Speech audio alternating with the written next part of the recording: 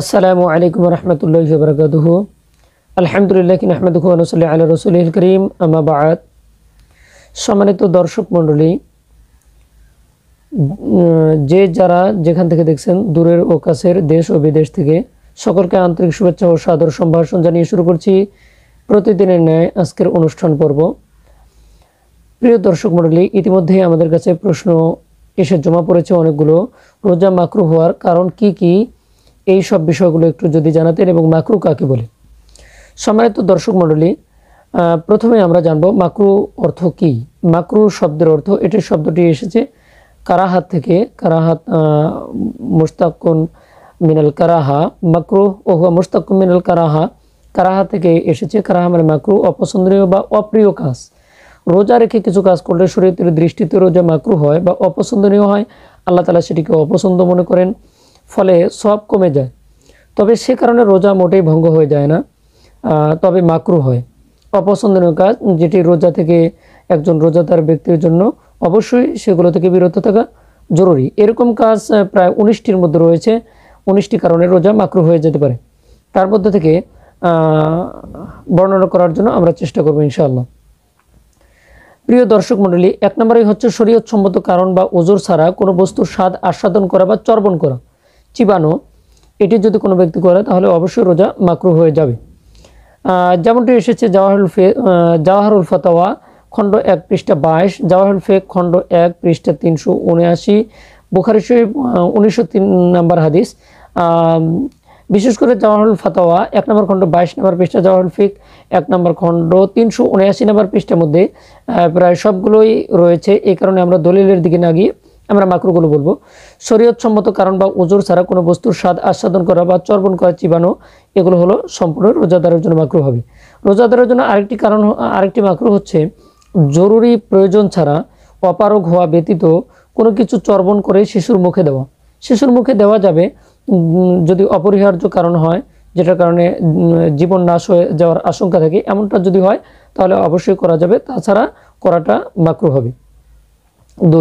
3 নম্বর হচ্ছে কেনাবেচার সময় মধু কিংবা তেলের স্বাদ একান্ত প্রয়োজন ছাড়া আস্বাদন করা, স্বাদ গ্রহণ করা, সেটি অবশ্যই মাকরুহ হবে। 4 নম্বর হচ্ছে সঙ্গম বা বীর্যপাতের আশঙ্কা থাকা সত্ত্বেও স্ত্রীকে চুমু দেওয়া। জানে কোনো একজন ব্যক্তি যে স্ত্রীকে চুমু দেওয়ার কারণে তার এরকম বীর্যপাত হতে পারে বা সঙ্গম হয়ে যেতে পারে, এরপরেও স্ত্রীকে চুমু দেওয়া বা জড়িয়ে ধরা এটি মাকরুহ বলে গণ্য হবে। কিন্তু যদি এরকম কোনো আশঙ্কা না থাকে তাহলে মাকরুহ হবে না। 5 নম্বর হচ্ছে মুখে অধিক পরিমাণ থুথু একত্র করে তারপর গিলে ফেলা। আমরা ইতিপূর্বে বলেছিলাম রোজা ভঙ্গের কারণ হচ্ছে যদি হাতের মধ্যে নিয়ে আবার খেয়ে ফেলে তাহলে মাকরুহ হবে, তাহলে ভেঙে যাবে। কিন্তু মুখের মধ্যে অনেকগুলো থুথুকে জমা করে আবার একসঙ্গে খেয়ে ফেলা, গিলে ফেলা, এটি মাকরুহ হবে, রোজা ভেঙে যাবে না। বেশি ক্ষুধা বা পিপাসার কারণে অস্থিরতা প্রকাশ করা মাকরুহ। মাজন, কয়লা, গুড়, টুথপেস্ট ব্যবহার করা মাকরুহ। অহংকারের জন্য সুরমা লাগানো বা গোফে তেল লাগা বা মোচে তেল লাগানো, এটি মাকরুহ হবে।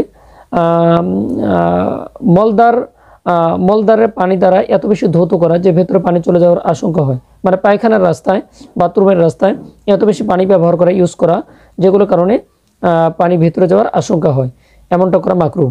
10 নম্বর হচ্ছে প্রয়োজন ছাড়া দাঁত তোলা মাকরুহ। তাতে যদি রক্ত বা দাঁতে লাগানো ঔষধ পেটে চলে যায় বা থুতুর সমপরিমাণ বা তার চেয়ে বেশি হয় তাহলে রোজা ভেঙে যাবে, এটিও মাথায় অবশ্যই রাখতে হবে। 11 নম্বর হচ্ছে এমন কোনো কাজ করা যা শরীরকে দুর্বলতার দিকে নিয়ে যায়, যেমন শিঙ্গা লাগানো, কাউকে রক্ত দিলে যদি পরের সময়টিতে উপোস থাকা নিয়ে আশঙ্কা তৈরি হয়, অর্থাৎ না খেয়ে থাকা যাচ্ছে না, কষ্ট হচ্ছে, রোজা থাকতে বেশি শরীর দুর্বল হয়ে যায়, এমন কিছু করা মাকরুহ। রক্ত অপরিহার্য কারণ হলে তাহলে দিবে, কিন্তু যদি এরকম প্রয়োজন নেই বা অল্প প্রয়োজন, পরে দিলেও সমস্যা নেই, তারপরেও যদি রোজা থাকা অবস্থায় এরকম করে তাহলে মাকরুহ হবে। এবং শিঙ্গা লাগানোর মাধ্যমে আমরা জানি যে রক্তপাত হয়, রক্ত প্রবাহিত হয়, বের হয়, সে কারণে মাকরুহ হয়ে যাবে রোজা। এরকম 12 নম্বর হচ্ছে রোজাদারের জন্য ওজুর সময় গড়গড়া করা মাকরুহ, গীবত করা মাকরুহ।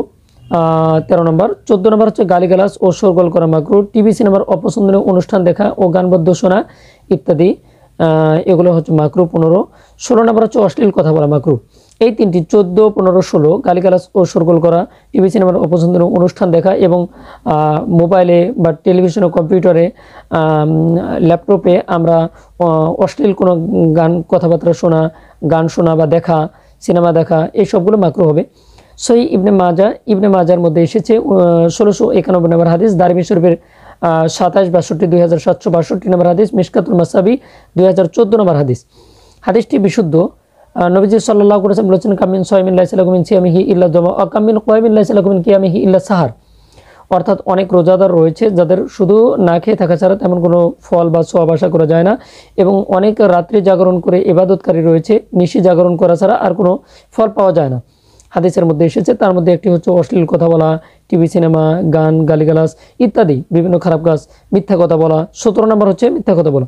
18 নম্বর হচ্ছে প্রতারণা করা। 19 নম্বর যে কোনো বড় গুনাহের মধ্যে লিপ্ত হওয়া, এটাও অবশ্যই মাকরুহ হবে। ফতোয়া শামী আলমগীর, ফতুল কাদের, তাছাড়া মুহিতুল বুরহানি, ফতোয়া হিন্দিকা, আহসানুল ফতোয়া, জাওহিরুল ফিক, বেনায়া, বুখারী, আবু দাউদ সহ আরও অসংখ্য কিতাবের মধ্যে বিস্তারিত আলোচনা রয়েছে। সম্মানিত দর্শক মণ্ডলী, রোজা মূলত আল্লাহ নবী সাল্লাল্লাহু আলাইহি ওয়াসাল্লাম বলেছেন, আস-সাওমু জুন্নাহ, রোজা হচ্ছে ঢাল স্বরূপ এবং সুরক্ষিত দুর্গ, যা মানুষকে গুনাহ থেকে মুক্ত করে, গুনাহ থেকে বাঁচায়, হেফাজত করে। আর তাছাড়া এই সমস্ত অশ্লীল কাজ, খারাপ কাজ থেকে বিরত রাখে, গুনাহ থেকে বিরত রাখে, অথবা কিয়ামতের ময়দানে আল্লাহ তাআলা এই রোজাকে ঢাল স্বরূপ বানিয়ে দিবেন, অর্থাৎ আযাব থেকে এর মাধ্যমে রক্ষা করবেন। মুসনাদে আহমদ শরীফ 9225 নম্বর হাদিস এটি। এর জন্য অবশ্যই আমাদের অপরাধ থেকে, গুনাহ থেকে বিরত থাকতে হবে। অতএব এই ঢাল ও দুর্গকে দুর্বল করা মুমিন মুসলমানের জন্য কোনোভাবেই উচিত নয়। আল্লাহ পাক রব্বুল আলামিন মুসলিম উম্মাহকে পবিত্র রমজানের রোজায় মাকরুহ বা অপছন্দের কাজ থেকে বিরত থাকার জন্য তৌফিক দান করেন। সকলে বলেন আমিন। আসসালামু আলাইকুম ওয়া রাহমাতুল্লাহি ওয়া বারাকাতুহু ওয়া আখিরু দাওয়ানা আলহামদুলিল্লাহি রাব্বিল আলামিন।